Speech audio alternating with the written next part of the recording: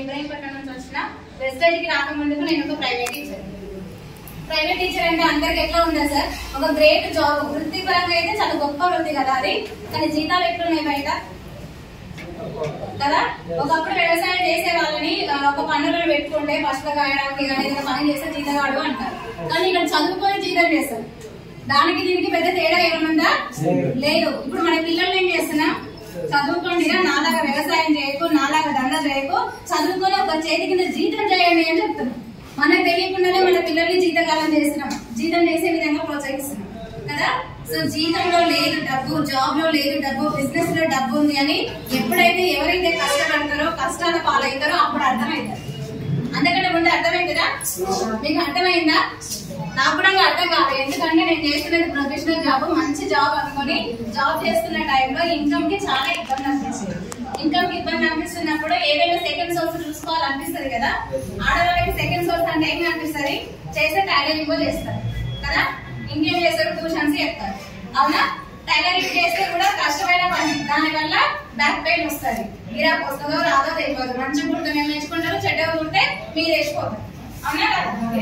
So నాకేమనిపించిందంటే కష్టపడమని డబ్బు సంపాదించాలి కదా. అది బిజినెస్ లోనే ఉందని ఏం చేసిన అంటే చీరలు తెచ్చుకొని అమ్మినా. అది కష్టమైన పని కాదు కదా. కొంచెం పెట్టుబడి పెట్టి షాప్ కెళ్ళి హోల్సేల్ షాప్ కెళ్ళి చీర తెచ్చుకోవచ్చు, అమ్ముకోవచ్చు అని అనుకుంటే నా జీతం కంటే ఎక్కువ బిజినెస్ లోనే సంపాదించిన. జీతం వచ్చేసి నెలకు వస్తుంది, కానీ బిజినెస్ లో నాకు వారానికి డబ్బు వచ్చేది. కానీ నేను ఏం చేయాలి, జాబ్ చేయాలన్నా బిజినెస్ చేయాలన్నా, బిజినెస్ చేయాలని డిసైడ్ అయినా. జాబ్ ఏమో పార్ట్ టైం గా చేస్తున్నా, బిజినెస్ మాత్రం ఫుల్ టైం గా. అంటే చీరలు ఇంట్లో అమ్మేదాన్ని ఒక షాప్ పెట్టుకొని మ్యాచింగ్ సెంటర్ రన్ చేస్తున్నాను. సో డిఫరెంట్ గా ఒక షాప్ లో పెట్టుకున్నప్పుడు బోటింగ్ నడిపించవచ్చు, అంటే టైలరింగ్స్ టైలర్ వాళ్ళని పెట్టుకొని చేయొచ్చు, లేడీస్ కార్నర్ అమ్మొచ్చు, ఒక షాప్ లో రకరకాల వస్తువు అమ్మొచ్చు. దాని వల్ల నేను మంచి బిజినెస్ చేసుకుంటున్నాను. కానీ అందరికి ఇందాక సార్ చెప్పింది కదా, కరోనా లాక్డౌన్ అందరికి వచ్చినట్టే నాకు కూడా వచ్చింది. అప్పుడు స్కూల్స్ ఉన్నాయా, స్కూల్ కి వెళ్దామంటే లేదు. నాకు వచ్చింది రెండే పనులు, చీరలు అమ్మడం ఒకటి, షాప్ మెయింటైన్ చేయడం ఒకటి, వచ్చేది టీచర్ జాబ్. టీచర్ పరంగా వృత్తి పరంగా అది ఆ పని మాత్రమే వచ్చు. ఆ రెండు కూడా మూతపడిపోయినప్పుడు నాకు వెస్టేజ్ అనేది ఒక ప్రోడక్ట్ రూపంలో పర్చేజ్ అయిందండి. నాకు ప్రోడక్ట్ ని పర్చేజ్ చేసింది మా తమ్ముడే, వేరే వాళ్ళు కాదు, మా తమ్ముడే ప్రోడక్ట్ ని పర్చేజ్ చేశాడు.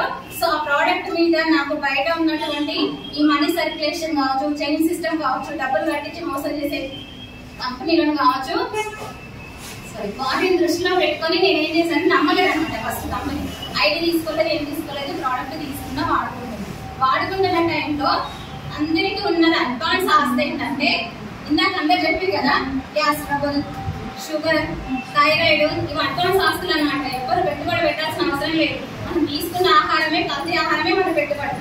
అవి ఆటోమేటిక్ గా వచ్చేస్తాయి, ప్రతి ఒక్కరి ఇంట్లో ఉంటాయి. కాబట్టి నేను చేస్తున్న బిజినెస్ లో కావచ్చు, జాబ్ లో కావచ్చు, ఆ ప్రాబ్లం మాకు కూడా ఉంటే ఈ ప్రోడక్ట్స్ వాడుకున్న తర్వాత క్లియర్ అయిపోయింది. అయిపోయిన తర్వాత మేము ఒక మీటింగ్ ఇన్వైట్ చేశాను. సో మీటింగ్ అంటే టీచర్స్ అంటే ఎట్లుంటదండి, నేనే చెప్పేదే వినాలి, ఒకరు చెప్పేది నేను ఎందుకు వినాలి, అలాంటి మైండ్ సెట్ ఉంటుంది. అంటే జనరల్ గా చెప్తున్నాను నేను, అలాంటి మైండ్ సెట్ అందరికి ఉండొచ్చు ఉండకపోవచ్చు, కానీ నేను అన్ని తెలుసుకున్నాను, నేనే పిల్లలకు బోధిస్తున్నా, ఒకరు చెప్పేది ఏంటి నాకు మిగిలి ఏంటి అన్న ఒక మైండ్ సెట్ తోటి మీటింగ్కి వెళ్ళలేదు.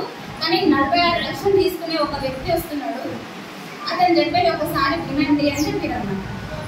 సరే నా మీటింగ్కి వెళ్ళినా తెలుసుకున్న తర్వాత నిజంగా డబ్బు అంతా ఎట్లా వస్తుంది, ఏం చేయాలి, ఏం చేస్తే డబ్బు ఇస్తారు, ఊతనే ఇస్తారా ఎవరైనా డబ్బులు? జాబ్ చేస్తున్నాము, బిజినెస్ చేస్తున్నాము, ఎవరైనా డబ్బు ఇస్తారా? పని చేస్తేనే పైసలు ఇస్తారు, మరి ఏం పని చేయాలి ఇలా? సో మీటింగ్కి వెళ్ళడం ద్వారా నాకు 3 పనులు చేయాలని అర్థమైంది.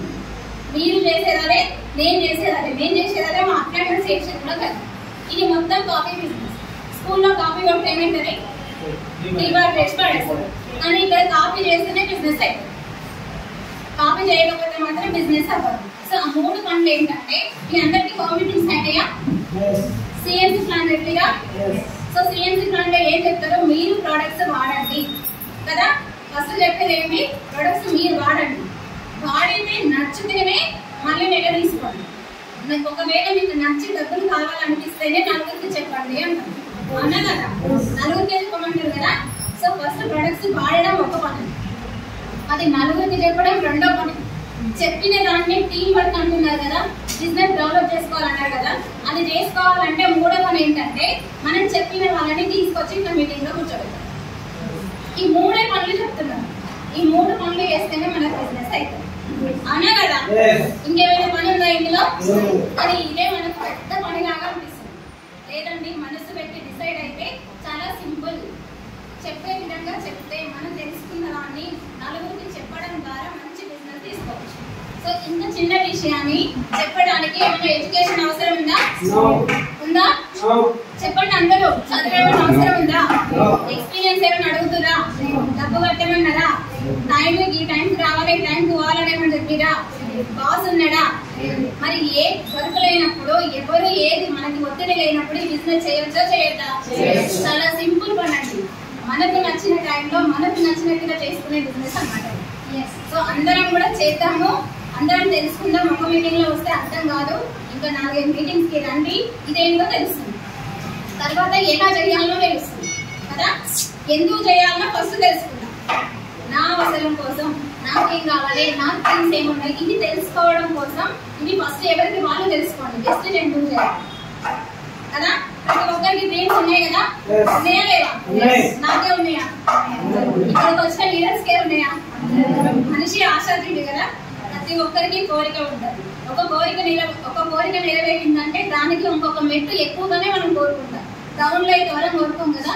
సో ఇందులో ప్రతి ఒక్క మెట్టు ఎక్కొచ్చు, మనం అంచెలంచెలుగా ఎదగొచ్చు. మనదే కాదు, మన 3 తరాల భవిష్యత్తును మార్చుకునే అవకాశం వెస్టిల్లో ఉంది.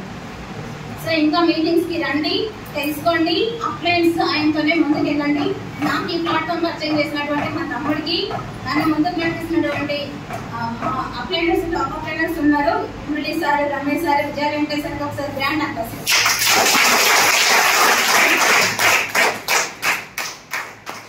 అందరికి సిఎంసీ ప్లాన్ అన్నాం కదా. సిఎంసీ ప్లాన్ లో 50%కే వస్తాయి మనకి. ఎంఆర్పీ ధర 100 రూపాయలు ఉంటే 50 రూపాయలకే వస్తాయి సిఎంసీలో ఉంటాయి. సో ఆ బెనిఫిట్ పొందినప్పుడు నాకు ఫస్ట్ చెక్ 173 రూపాయలు వచ్చింది. సో అది క్రమక్రమంగా నేను అభివృద్ధి చేసుకుంటూ వస్తున్నాను. ఇప్పుడు నేను గోల్డ్ డైరెక్టర్ లో ఉన్నాను. నా చెక్ వచ్చేసి 11,500. కానీ డిసెంబర్ వరకు 1 lakh కారు ఖచ్చితంగా తీసుకున్నాను.